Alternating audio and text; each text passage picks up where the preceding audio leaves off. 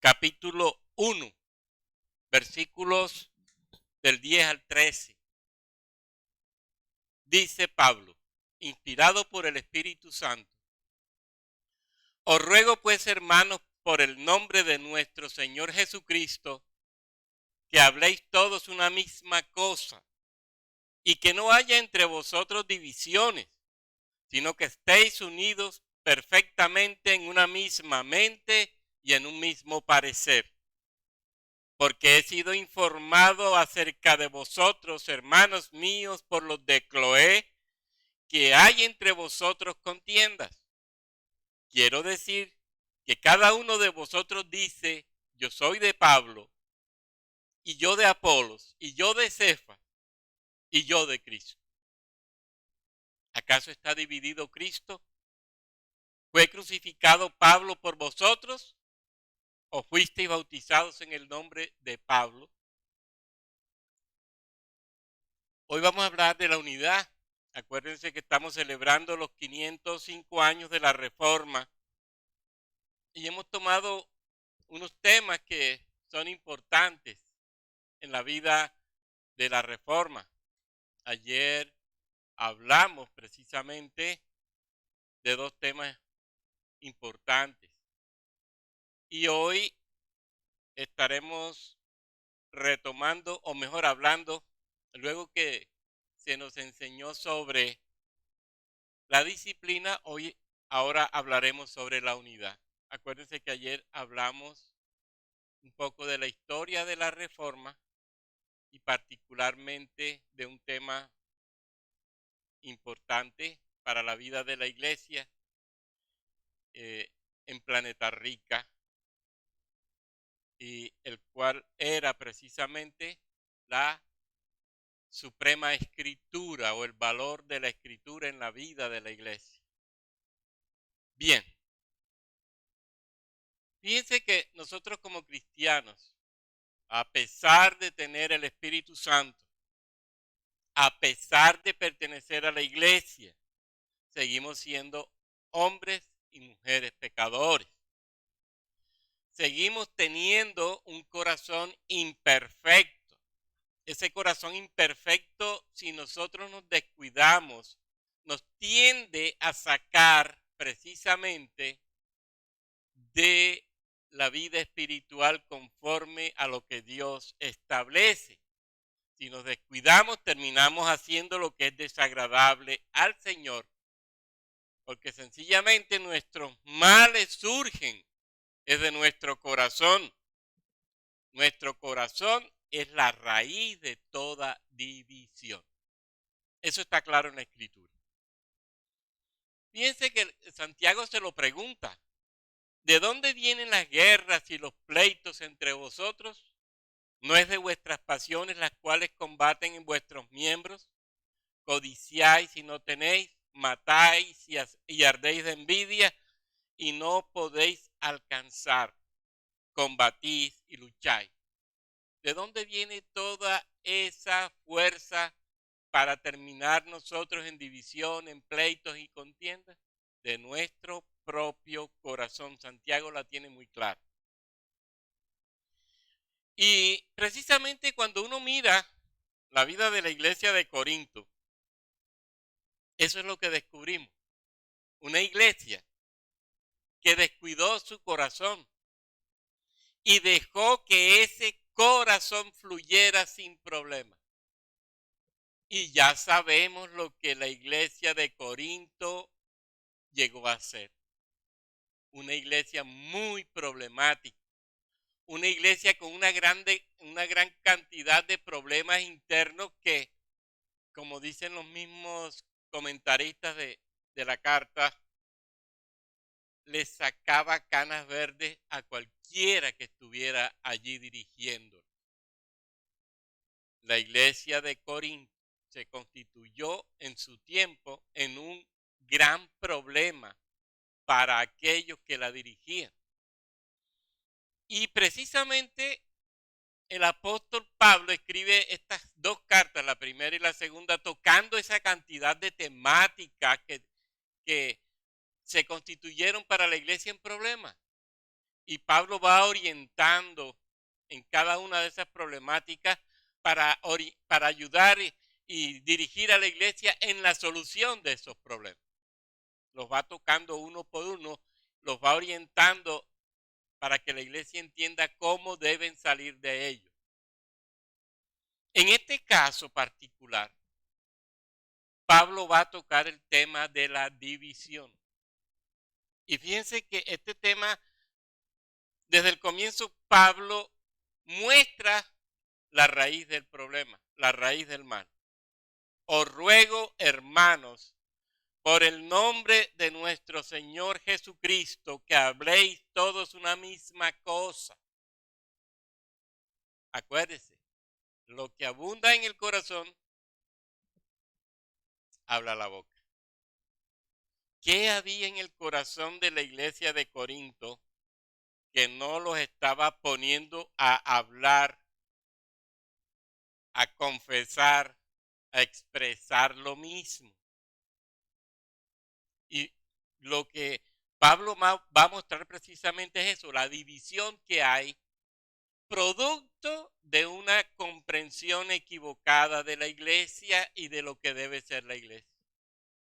Claro, si nosotros no entendemos el cristianismo de la misma manera, si la confesión de fe no es la misma, no se entiende igual, no se vivirá igual el cristianismo, no se hablará de la misma manera y al final cada uno tomará el camino que cree debe tomar.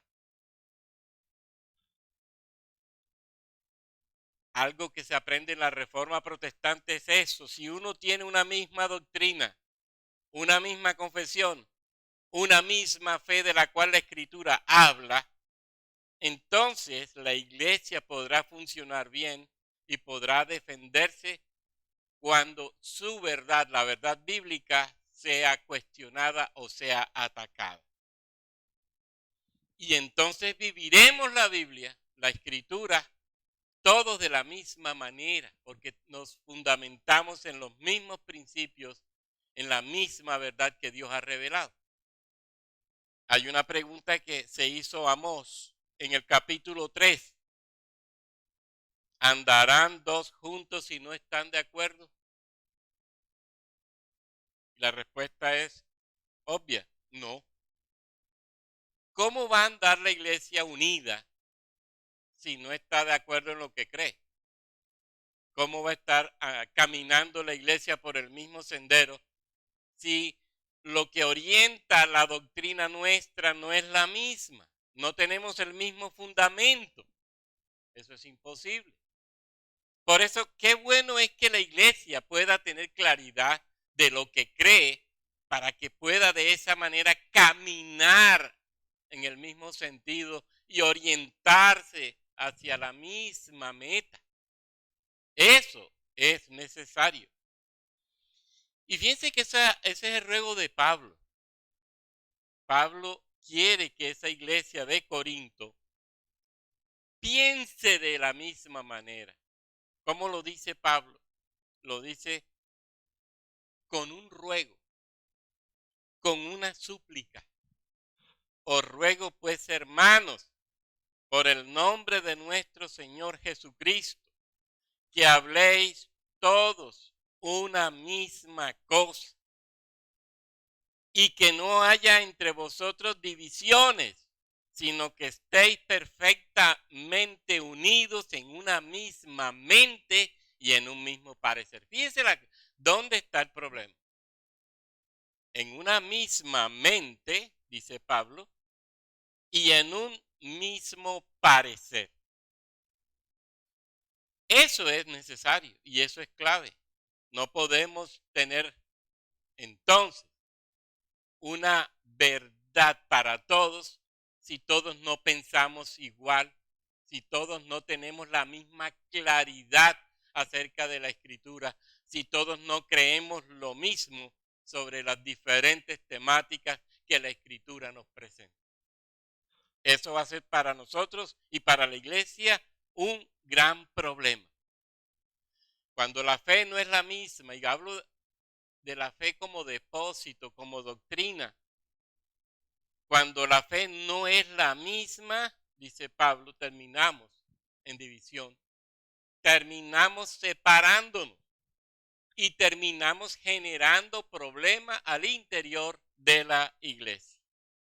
Por eso fíjense que la comunión, la unidad de la iglesia no es por mera simpatía, no es por simple afecto. ¿Qué es lo que une verdaderamente a la iglesia? Es una nueva forma de vida por haber entendido claramente el mensaje de salvación y por andar en ese mensaje tal como se ha entendido y que la palabra revela. Eso es diferente. Porque cuando uno se une al otro en afecto, puede terminar mal. Pero cuando uno se une al otro en doctrina y en fe, difícilmente se separará del otro. Así que Pablo está mostrándonos cómo la unidad supone una nueva creación. La unidad supone un nuevo ser. La unidad supone personas que creen la misma doctrina, que tienen la misma fe, que caminan por el mismo sendero de Cristo. Eso es lo que está diciéndonos Pablo. Pero, ¿qué estaba pasando en la iglesia de Corinto? ¿Acaso no estaba el Señor con ellos? ¿Qué les pasaba? Y esto es lo que Pablo quiere que esta iglesia entienda y corrija. Y Pablo recibe una nota de hermanos de la iglesia de Corinto donde le informan claramente la iglesia está dividida. Pablo utiliza el término cisma, y cisma es eso, división, discordia, separación. Pero un cisma debido a una división de criterio, debido a una separación en lo que se cree. No creemos lo mismo, nos separamos. No tenemos la misma visión de vida, nos separamos. Y eso, lógicamente, pone en tela de juicio al cristianismo, a la palabra de Dios, a la iglesia de Dios. Qué peligroso es precisamente no tener claridad doctrinal y qué peligroso es caminar por un sendero en donde no nos fundamentamos en lo mismo en la vida de la iglesia. Y por eso Pablo dice, que no haya entre vosotros divisiones, que estéis perfectamente unidos en una misma mente y en un mismo parecer. Uno busca en los comentaristas de la frase en griego y lo que uno encuentra es que ellos dicen, Pablo está orientando a que la iglesia busque cuál es el problema que los divide, lo entiendan, lo asuman, lo quiten y se unan. Miren eso. Fíjense que ahí está involucrado todo el proceso de la comprensión de la realidad desde una base bíblica. Afrontamos el problema, la desunión. ¿Por qué la desunión? Bíblicamente, ¿por qué podemos estar desunidos? Bíblicamente, ¿por qué podemos estar unidos? Y entonces, si comprendemos esas realidades, ¿qué va a suceder? Dice Pablo. Entenderemos cómo quitar de en medio la división, cómo unirnos y cómo permanecer en unidad. Pero es un ejercicio que tiene que hacer la iglesia enfrentando el problema y analizándolo desde la misma escritura para poder asumir la posición contraria, es decir, de la unidad y para consolidarse como pueblo. Pablo está aquí orientando a la iglesia a la sensatez y a un análisis serio de lo que está viviendo, fundamentado escrituralmente para poder ir más allá de la división y consolidar a sí mismo la iglesia. Y fíjense que dice perfectamente unidos, en una misma mente, en un mismo parecer. Fíjense que la lucha de la reforma protestante fue esa. Porque las confesiones de fe, inclusive de la iglesia, cuando empieza a moverse, cuando Cristo asciende a los cielos y empiezan a aparecer los credos, como forma de consolidar una doctrina, como forma de consolidar la fe, para poder enseñar la misma fe, para poder creer la misma fe, para poder orar desde la misma fe, para poder predicar la misma fe, para poder afirmar en la misma fe. Necesitamos eso, unidad, unidad desde la fe para poder vivir unidos como cuerpo de Cristo. Eso es de imperiosa necesidad en la iglesia. Una misma mente, un mismo parecer. Si no vivo eso, pudiera estar dentro de la iglesia de manera hipócrita. Y esto sí es peligroso, siendo deshonesto con Dios, siendo deshonesto conmigo mismo, apareciendo como el que está de acuerdo, pero por dentro viviendo otra cosa. No es lo que Pablo quiere, ni es lo que el mismo Señor nos enseña que debe suceder. Eso sería ir en contra de los mismos principios de la Escritura. Y Pablo va a mostrarnos cuál era el problema. Precisamente, no hay un mismo parecer, no hay una misma mente. Entonces, ¿qué está pasando? Hay división. Fíjense que dice que unos hermanos, los de Cloé, le informan que hay división. Qué bueno tener hermanos conscientes del peligro que significa la división de la iglesia y qué bueno que ellos lo comuniquen. Los de Cloé no se quedaron callados. Los de Cloé no pensaron, no, yo creo que esto lo podemos soportar y seguir. No, los de Cloé se dieron cuenta del daño que se estaba produciendo al interior de la iglesia y lo comunicaron particularmente a uno de sus líderes. ¿Para qué?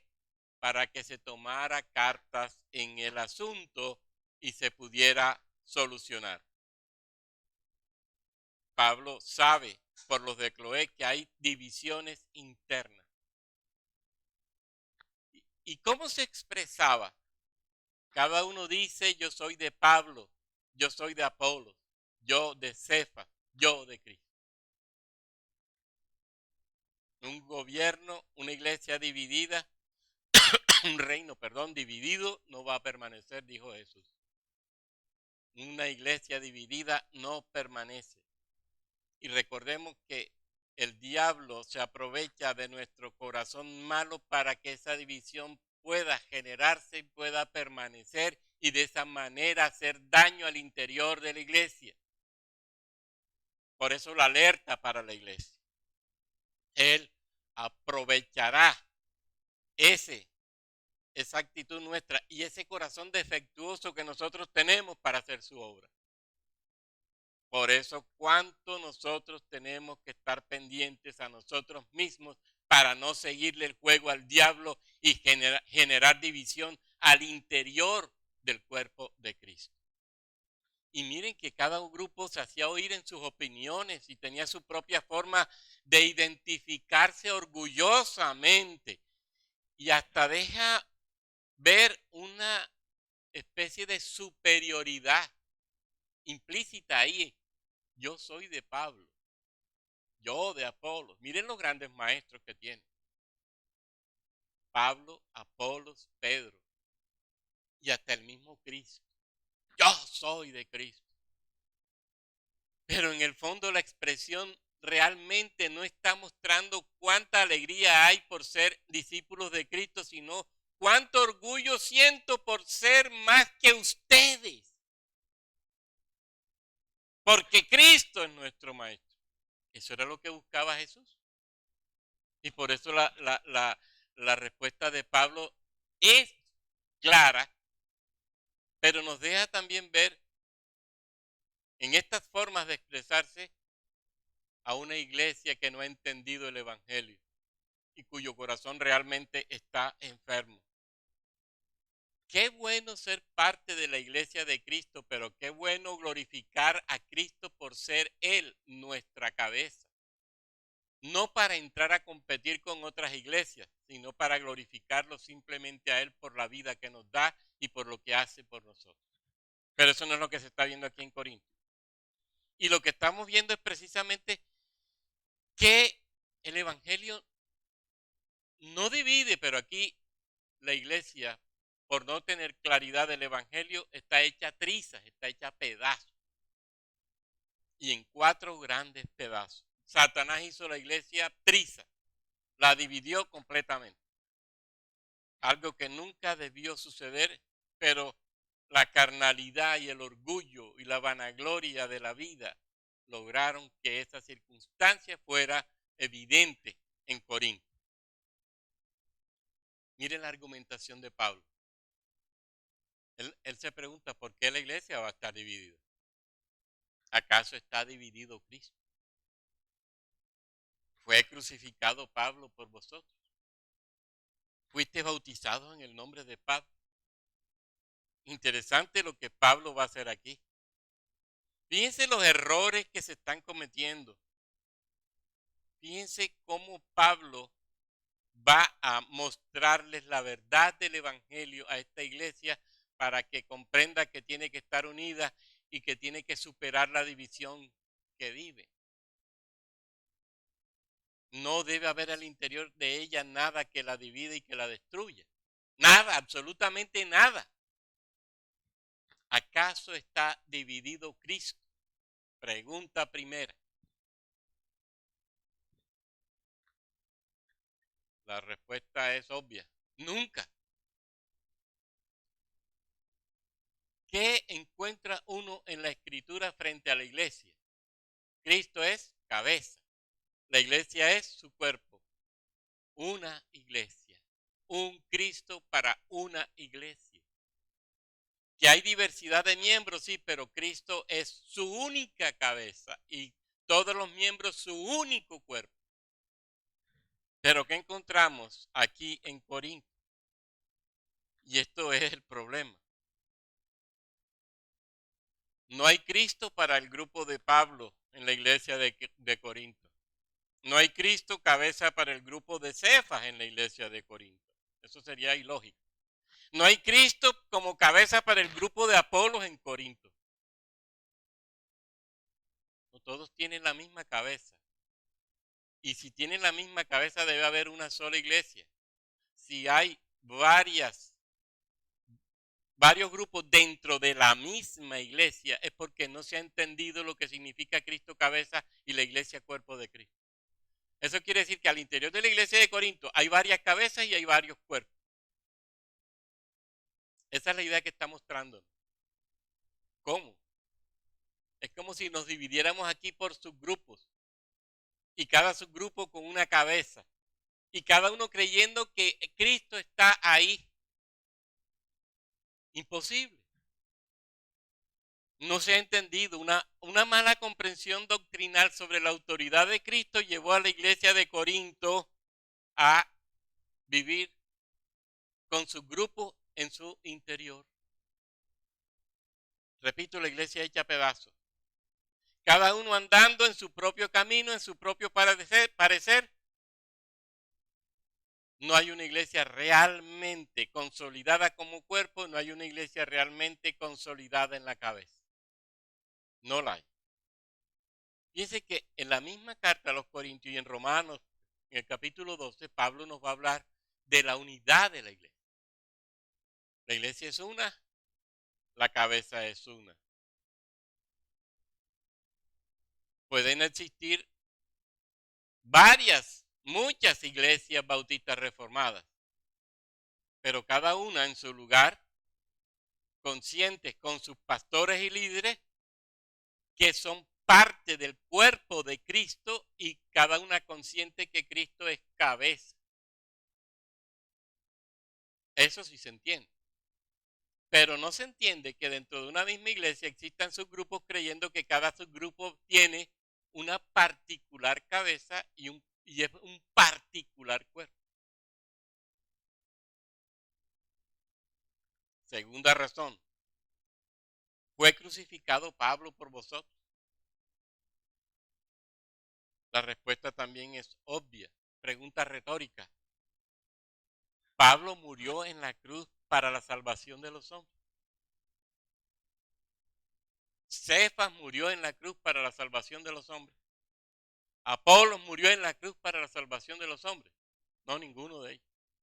Y entonces, ¿por qué la iglesia de Corinto asume a estas personas como cabezas y no glorifican a Cristo que está allí precisamente como el único que hizo la obra, que realizó la obra de la salvación para que ellos pudieran ser salvos?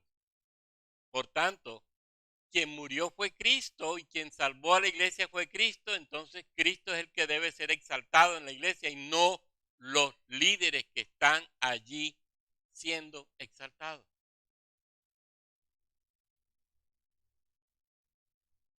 Pudieran existir en Corinto iglesias cuyos pastores fueran Cefas, Apolos y demás. Eso no sería problema. El problema es que dentro de una sola iglesia hay tanta división. Ese es el problema.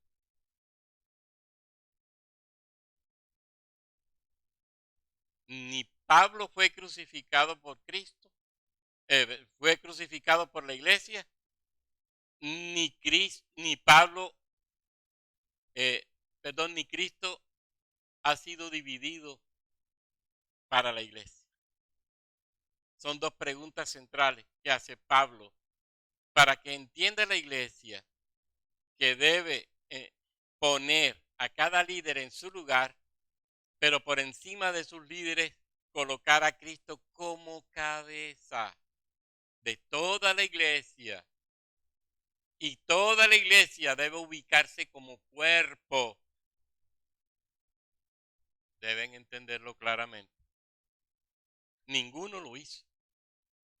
Nada. Ni Pablo, ni Cefas, ni Apolos hizo nada por la iglesia. Ninguno es cabeza de la iglesia. Ninguno murió por la iglesia. Y Cristo no está dividido. Fíjense lo que dice Pablo en el capítulo 15, en los versos 3 y 4.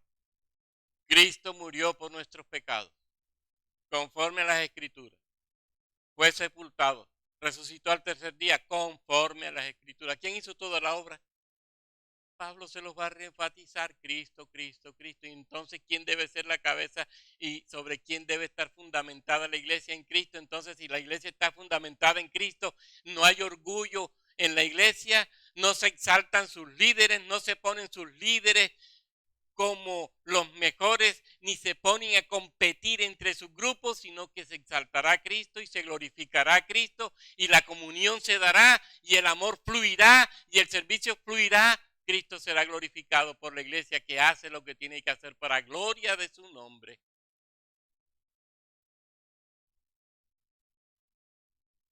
Es simple. Tercera razón. ¿Fuiste bautizados en el nombre de Pablo? La respuesta también es no. Y Pablo inclusive va a aclarar: yo gracias a Dios no bauticé a mucha gente. Algunas familias por ahí bauticé, pero gracias a Dios. ¿Qué tal si Pablo hubiera sido una persona que hubiera bautizado? ¿Qué hubieran dicho de Pablo? Y Pablo va a aclarar: él bautizó, pero no bautizó en su nombre. Pablo bautizó en el nombre de Jesucristo.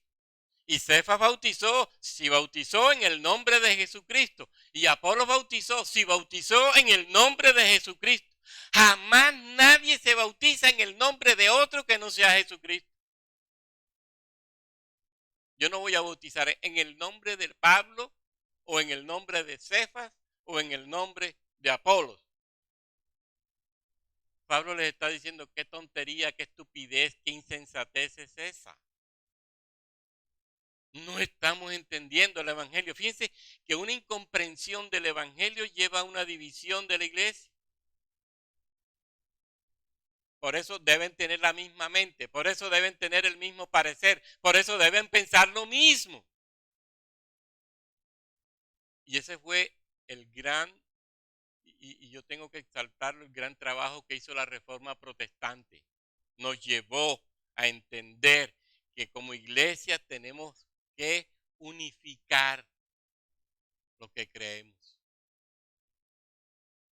¿Qué creemos del Espíritu Santo? Todos debemos creer lo mismo. ¿Qué creemos del Padre? Todos debemos creer lo mismo. ¿Qué creemos del Hijo de Dios? Todos debemos creer lo mismo. ¿Qué creemos de la iglesia? Todos debemos creer lo mismo. ¿Qué creemos de la doctrina de salvación? Todos debemos creer lo mismo.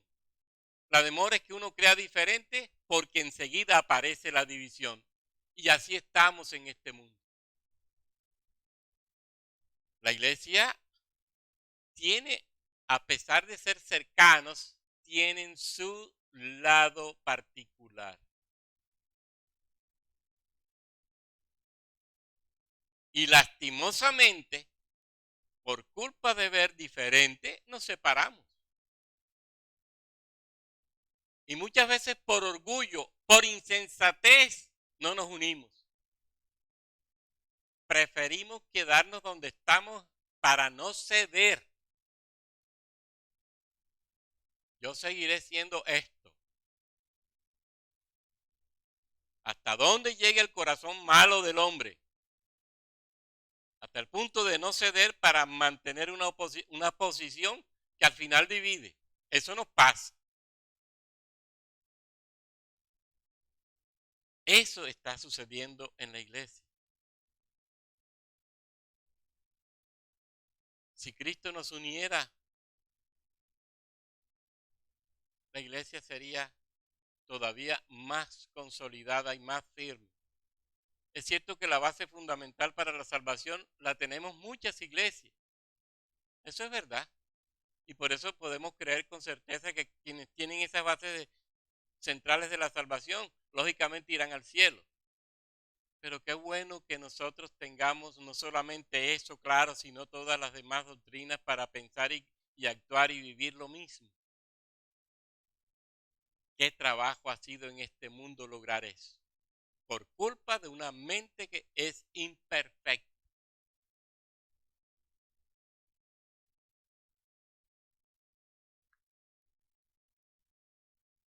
La locura de los corintios. Ustedes debieron entender que fueron bautizados en un único nombre, Jesucristo. En un único nombre. Ustedes no fueron bautizados en otro nombre.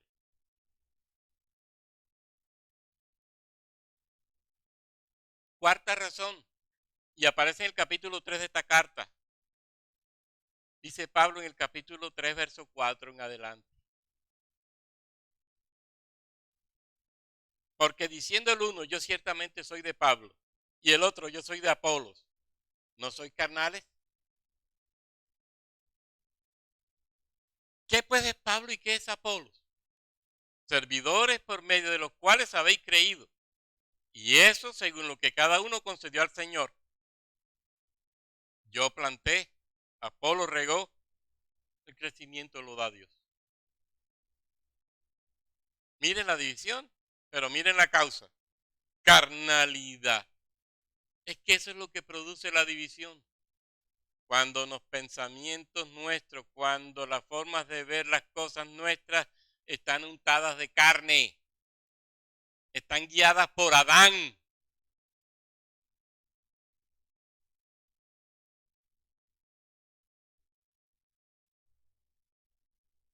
Y aunque a veces decimos que nosotros no tenemos actitudes del mundo, en el fondo las tenemos. No, nosotros no pensamos como en el mundo. Se piensa. Sí, al final, en el fondo sí. Porque en el fondo lo que no queremos es ceder ante una doctrina que hemos creído. A pesar de que la veamos clara en la Biblia. Y entonces aparecen una cantidad de argumentaciones y de una retórica bien inventada para decir, mire todo lo que hay para yo poder creer lo que creo. Pero uno mira eso y al final uno no le ve tanto peso. Pero yo me mantengo ahí. Yo me mantengo ahí. El corazón todavía apegado a eso. Inclusive los sentimientos son tan fuertes por una creencia y una iglesia que usted oye personas y es común. No, yo sé que usted tiene la verdad, yo sé que ustedes hablan del Señor, pero es que yo amo mucho esta denominación o esta iglesia o esta. Si veo la verdad, pero el afecto me lleva a mí a no caminar hacia otro rumbo, aunque sea un rumbo correcto. Y fíjense que va a decir Pablo aquí, Adán sigue actuando en nosotros. Adán. Siempre diré, Adán no ha muerto. Adán sigue vivo.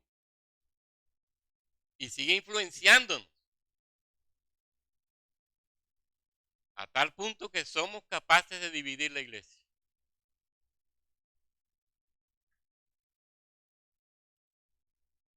Entiendan, Corintios, nosotros, Pablo, Apolo, Cefas, ¿qué somos? Simples servidores, dice Pablo aquí. Ustedes creyeron por nosotros, pero cada uno de nosotros hizo su trabajo. Nadie puede decir que hizo su trabajo solo y que todo lo logrado en la iglesia fue por él solo. Eso es imposible. Imposible. Tontería. Es un razonamiento ilógico.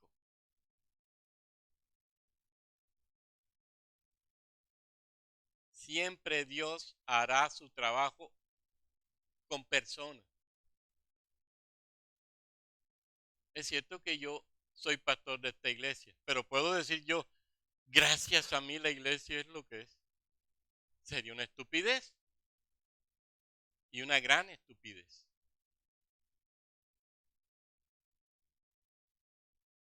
El problema del liderazgo y del creernos es ese. Es ese. Y por eso Pablo dice, mire, sean sensatos. Aquí todos hemos puesto nuestra partecita y por eso la iglesia va creciendo y se va desarrollando. Y lo dice de una manera simple, Pablo. Yo planté, yo tiré la semilla. Dice, Apolo regó. Pero al final, ¿quién hizo el trabajo? ¿Pablo o Apolo? Dice, no, el Señor fue el que se glorificó. Porque si no hubiera sido por el Señor, Pablo planta, pero la semilla crece si el Señor lo posibilita. Y la planta se desarrolla por Apolo que la regó, no por el Señor que lo posibilita. Entonces al final, ¿de quién es la gloria? Del Señor. Y entonces, ¿por qué creernos al interior de la iglesia y por qué poner límite? Cuando nosotros siempre tendremos que considerar que gracias a Dios, gracias al Espíritu de Dios, gracias al Dios Trino, gracias a Jesucristo es que somos lo que somos.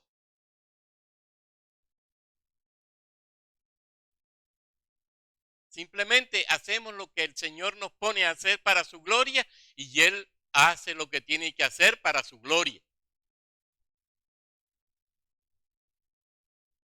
Simple. Y con eso Pablo está debilitando la exaltación y el orgullo de los corintios. ¿De qué se enorgullecen? De mí. Dice Pablo, pero si yo hice un trabajo en donde al final fue Dios quien se glorificó. Entonces, ¿de quién tienen que ustedes que gloriarse? Del que hizo el trabajo supremo, Dios. De Apolos. Apolo hizo su trabajo, pero al final, ¿quién se glorificó en el trabajo de Apolo? Dios. Entonces exalten a Dios. Y fíjense, cuando uno piensa de esa manera, uno se une, porque siempre estará viendo a Dios detrás de todo lo que se hace en la iglesia y siempre tenderá a glorificar a Dios y siempre estará unido porque siempre estaremos pensando por Dios las cosas son lo que son. Por Dios la iglesia es la iglesia que es.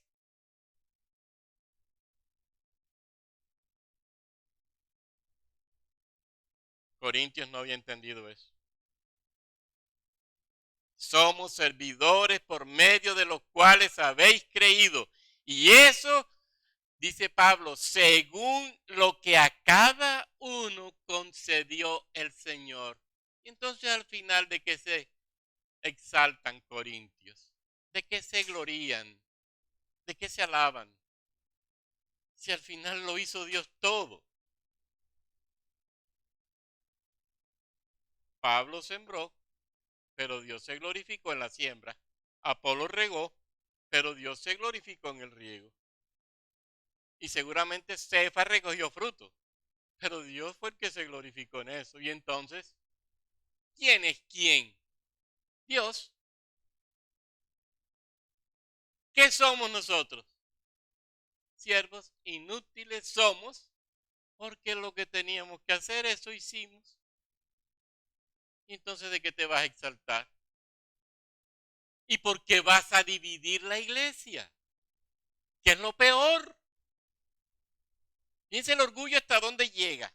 Creer que somos lo que hicimos cuando no hemos hecho lo que debimos hacer, porque realmente en el fondo lo hizo Dios. No sé si me doy a entender. En el fondo, ¿quién se glorifica en todo lo que hacemos? Dios. Predico el evangelio. ¿Quién convierte? Dios. Enseño el evangelio. ¿Quién consolida? Dios. ¿Quién da sabiduría? Dios. ¿Quién fortalece? Dios. Y entonces, ¿de qué te glorías? Miren, cuando hay una comprensión de la gloria de Dios, cuando hay una comprensión de la verdad de Dios, ¿yo dónde me ubico? Como dice Pablo, de remero, abajo. ¿Se acuerdan de la figura que él utiliza del barco, de la trireme o veloz? Dice Pablo, yo no soy ni siquiera de los que van arriba, ni siquiera de los que van en medio, yo soy de los que va abajo. De los que llevan el peso del barco.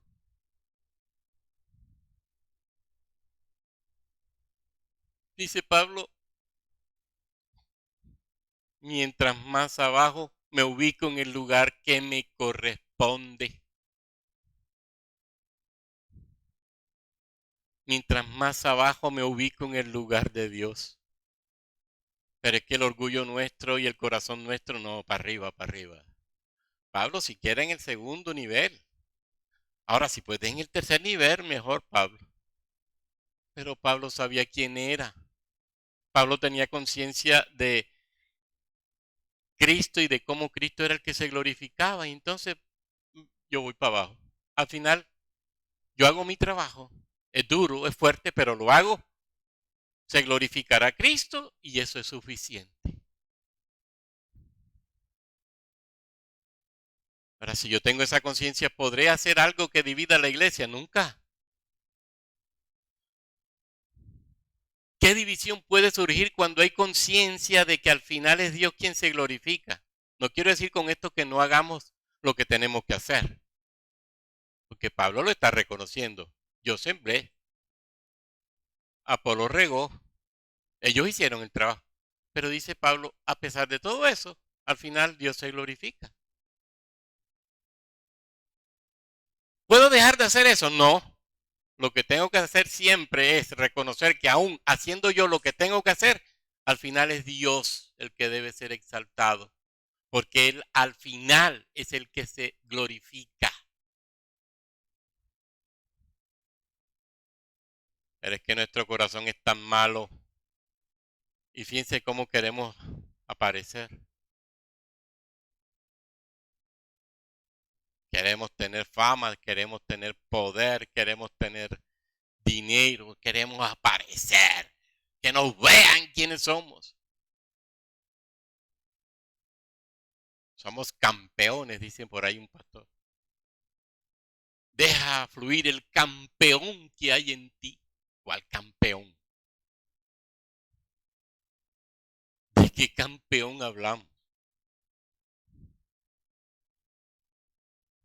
Hermanos, cuando hay claridad de quién es Dios y del trabajo de Dios en la obra que nosotros hacemos, simplemente Él será exaltado.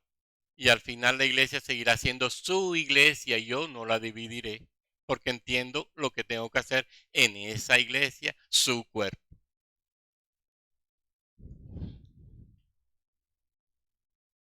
Así que, iglesia, si hay alguien a quien exaltar, les va a decir Pablo con esto. ¿Ustedes a quiénes deben exaltar? ¿A quién deben exaltar? ¿A Pablo, a Apolo, a Cefas? No. Al que debe ser exaltado. A Cristo. Porque al final, ¿quién murió por ustedes? ¿Quién los salvó? ¿Quién les dio la vida? ¿En quién fueron bautizados? ¿Quién les dio el mensaje? ¿Quién les trajo la plenitud de la vida? Cristo. ¿Y entonces? Ay, hermano, pero usted no está viendo lo que yo estoy haciendo en la iglesia. Que tu mano izquierda no sepa lo que hace la derecha. A Dios no le interesa que nosotros nos gloriemos, porque Dios sabe que en la medida en que nosotros nos gloriemos y busquemos gloria, en esa medida nosotros perdemos el sentido de la verdadera vida espiritual y del verdadero cristianismo.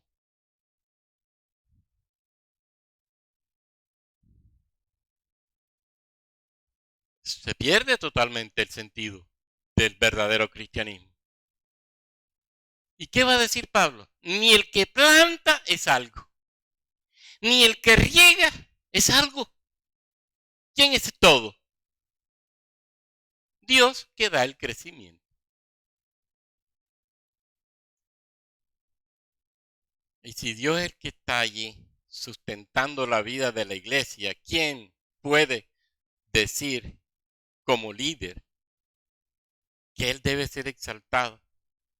Que Él debe ser seguido, porque esa era la otra. Yo me uno alrededor de. ¿Quién es el mejor maestro? ¿Pablo, Apolo, Cefas, Cristo? Y debía ser Cristo. Pero ni el mismo Pablo aceptó eso porque sabía cuál era la intención que tenían los corintios al hacer eso. Creerse más que otros. Y la iglesia está para eso. Nunca.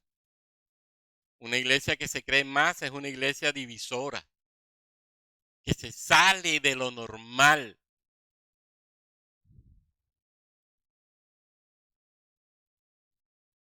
Al final dice Pablo, ¿quién entonces debe ser exaltado? Dios.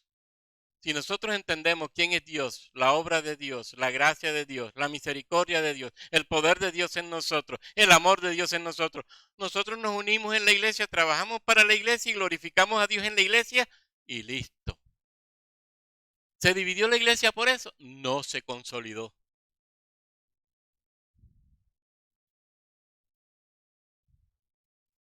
Qué malo es no estar unidos en la misma fe. Qué malo es no estar unidos con el mismo pensamiento. Qué malo es no entender la vida cristiana como la ve Dios. ¡Qué malo!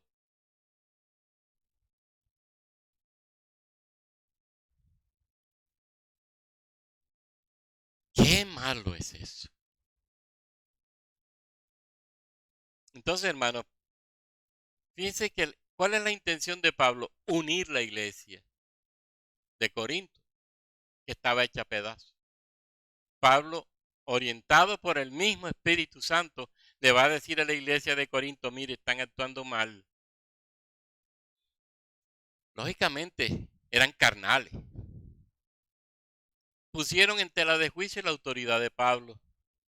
Aceptaron un pecado dentro de la iglesia. Póngase usted a pensar. Incesto, como quien dice dentro de la iglesia. Dividido con incesto dentro de la iglesia, criticando la autoridad de Pablo, siendo orgulloso, llevando los pleitos a las autoridades humanas. Eso era el disparate. ¿Y por qué todo eso? porque no habían entendido lo que significaba ser cuerpo de Cristo y estar unidos a Cristo, que es la cabeza. Y cuando nosotros no tenemos conciencia ni tenemos claridad de la doctrina acerca de Cristo como cabeza, el cuerpo puede hacer cualquier cosa. Y terminamos haciendo cualquier disparate.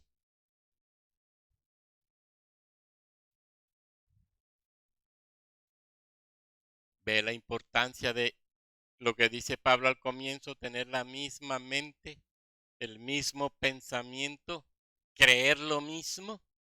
¿Ven por qué la Reforma Protestante enfatizó tanto en creer lo mismo? Para vivir lo mismo.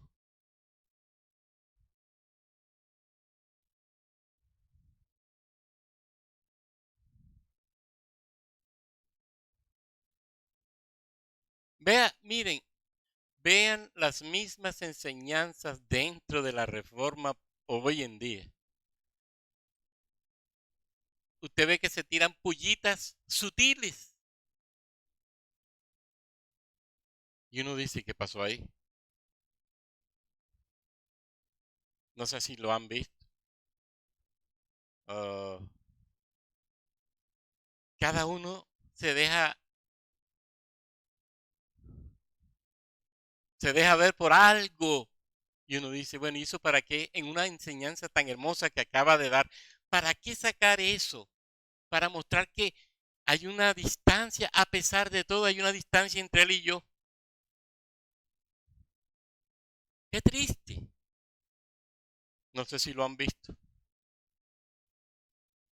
Si el que predica es de una línea, ahí va. Te la deja ahí muy sutil, pero te la deja.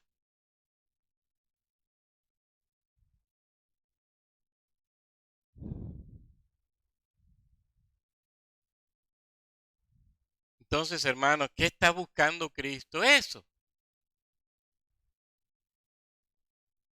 ¿Cuándo pudiera estar la iglesia unida? ¿Mm? En los asuntos de fe y salvación, todos estamos de acuerdo, por lo menos la gran mayoría de las iglesias. No, no, hermano, eso no importa, lo otro no interesa, claro que sí interesa, es parte de la vida de la iglesia. Y eso nos lleva a separarnos. Es cierto que no me va a quitar la salvación, pero es cierto que va a marcar distancia entre tú y yo.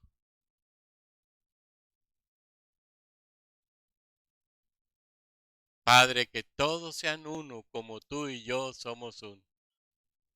Ah, pastor, pero que usted tiene que ver que hay una diversidad y los pensamientos. Sí, ¿y por qué Cristo dijo, Padre, que todos sean uno? Y ese todos sean uno es uno. No dice, Padre, que parezcan uno.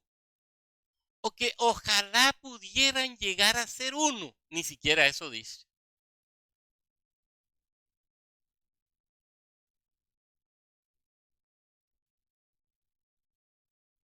Y si nos vamos a las doctrinas de este tiempo, el desastre es peor.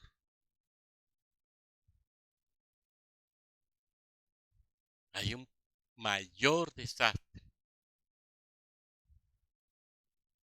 Hermanos, ¿todo producto de qué?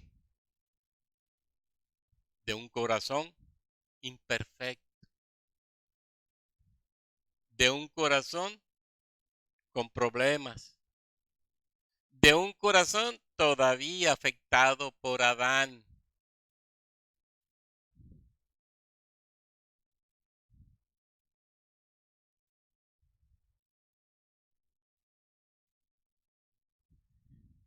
En el cielo será el único lugar donde este problema no existirá. Pero siempre mientras estemos aquí, este corazón seguirá pesando e influenciando para mantenernos semi unidos.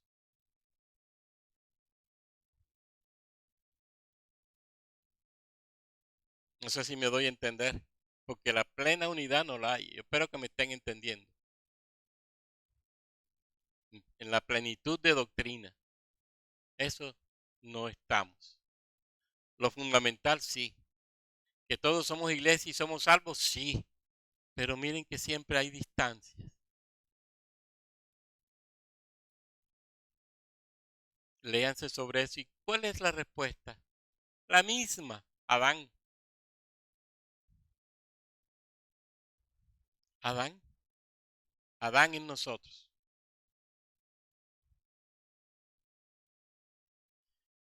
Como iglesia debemos estar fundamentados en lo mismo y creer lo mismo. Y qué bueno que nosotros tengamos la misma fe y la misma doctrina y podamos en la misma fe y en la misma doctrina movilizarnos para hacer lo que nos corresponde para gloria de Dios. Y en ese amor de Dios, y en esa sabiduría de Dios, y en ese poder de Dios, y en esa gracia de Dios, haremos lo que nos corresponde para gloria de Dios.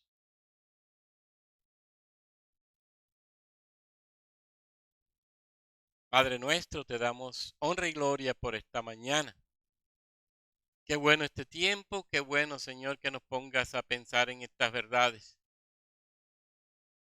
Qué bueno, Señor, es saber que somos de tu pueblo y que aunque marcamos distancias, algunas muy sutiles, otras muy amplias, con otros hermanos de fe diferente en cuanto a sus creencias por ser parte de denominaciones concretas, al final, Señor, al final tú te vas a glorificar. Y al final nos llevarás al mismo lugar y allá sí no habrá esa división.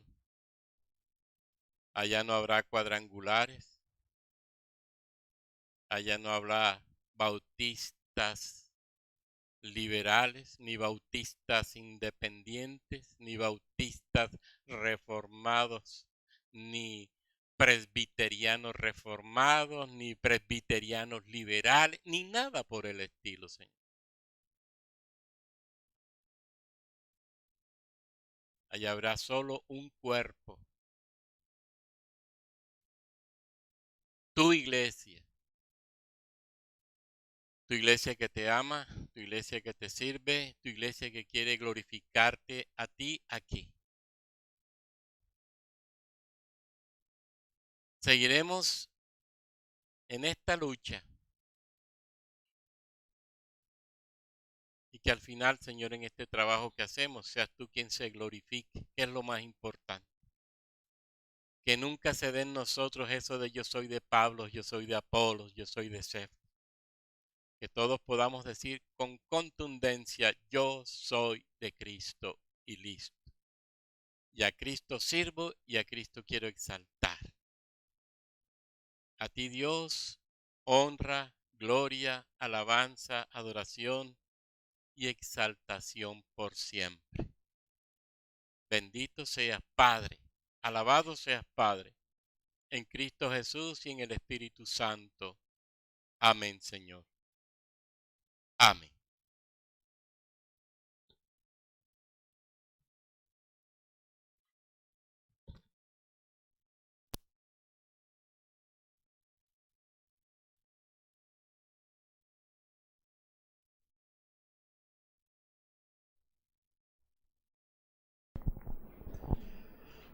Demos gracias al Señor por su hermosa palabra expuesta el día de hoy y que sea el Espíritu Santo